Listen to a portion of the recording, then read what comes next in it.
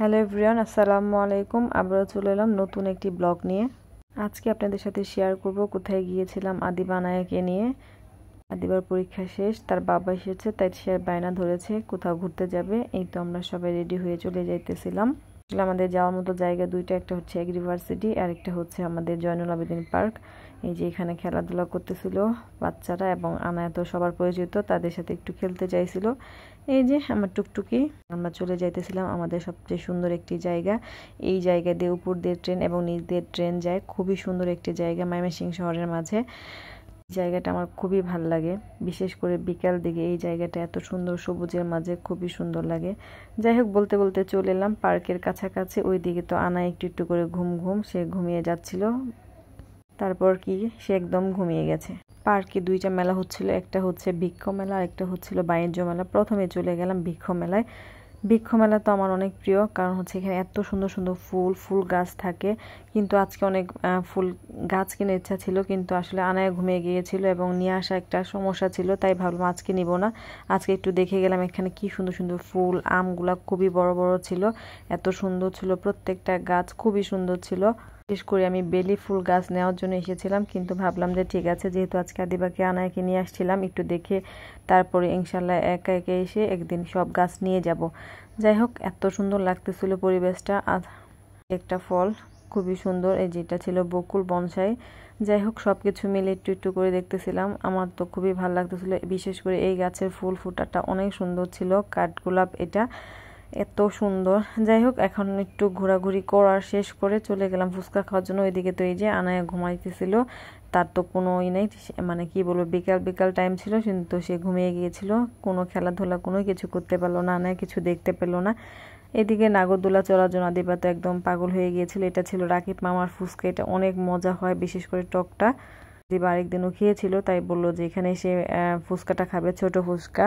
এটা খুবই মজা ছিল। আমরা ফুচকা খাইতেছিলাম, আনায়া টাইমেও ঘুমাচ্ছিল। আজকে সে ফুচকা খাইতে পারে না, সে খাইতে পারে না, তার অল্প অল্প একটু আমাদের সাথে খায়। ওইদিকে আমরা চা খাওয়ার জন্য বসে গেলাম। আসলে চা খাবো না, সন্ধ্যা হয়ে গেছে, তা কি হয়।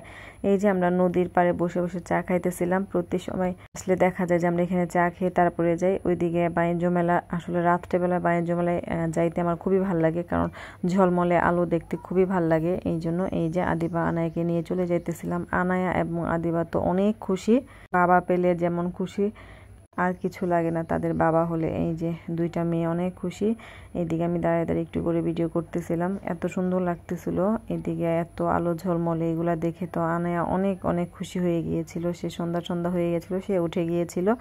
এই যে বাণিজ্য মেলাটা আমি একটু দূর থেকে এটা একটু ভিডিও করতেছিলাম, খুবই সুন্দর ছিল এবং একদম খুব সুন্দর। আজকে বৃহস্পতিবার ছিল, কোনো রকমের একটা জ্যাম ছিল না। যাই হোক, এই যে ওইদিকে আমি আবার কিছু মাটির জিনিস কিনেছিলাম, ভিডিও শেষে আপনাদের সাথে শেয়ার করব কি কি কিনেছিলাম। এই যে গেটটা ছিল খুবই সুন্দর এবং টিকিট ছিল মাত্র 20 টাকা করে।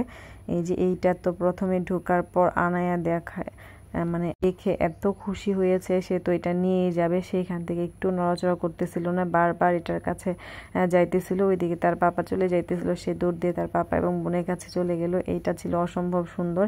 এখানে দাঁড়িয়ে আমরা অনেকগুলো ছবি তুলেছিলাম এবং আনায়া তো মহা খুশি, পানি দেখলে তো সে এমনিতে অনেক খুশি হয়।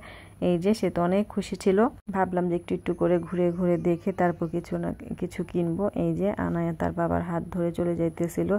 এটা কোনো রাইড আদিবা বা আনায়া চড়েনি ওই দিন, একটু ঘোরাঘুরি করার জন্য গিয়েছিলাম। আনায়া আদিবা কোনো রাইডে চড়ার জন্য আসলে বায়নাও করেনি। এবং কার্ড কিনেছিলাম আদিবার রুমের জন্য, দেখতেছিলাম যে কোনটা কিনা যায়। আদিবা নিজে পছন্দ করতেছিল যে সে কোনটা নেবে।